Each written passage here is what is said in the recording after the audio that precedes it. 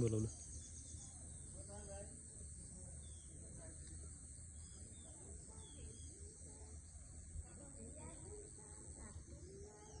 Okay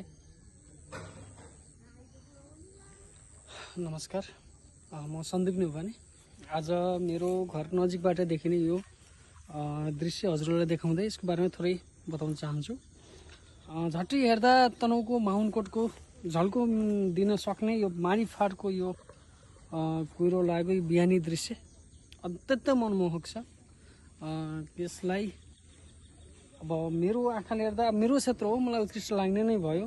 तैपनि हजुरहरू पनि आइएका हजुरहरूको नजरबाट पनि एकचोटि हेरिदिनु होला। अत्यन्त मनमोहक यो दृश्य र पाल्पाको एक पर्यटकीय नगरी तानसेनको बाट अत्यन्त सुन्दर देखिन्छ।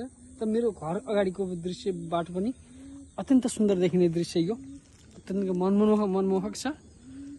यो दृश्य अवलोकन गर्न चाहनुहुन्छ भने यो माडी भ्यू रेस्टुरेन्टबाट केही मिटर भित्र अथवा त्यसको नजिकबाट यो दृश्य अवलोकन बिहान तपाईको 7 बजेदेखि घाम लागेको 8-9 बजेसम्म देख्न सकिन्छ।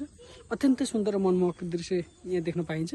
यो तनहुँको माहुनकोटबाट देखिने जुन कुहिरोभिरको एउटा दृश्य अवलोकन छ त्यो बराबरको झल्को दिने चाहिँ यो दृश्य रहेको छ। कृपया एकचोटि आइदिनु होला, हेरिदिनु होला, कस्तो लाग्छ कमेन्टमा लेखिदिनु होला। धन्यवाद।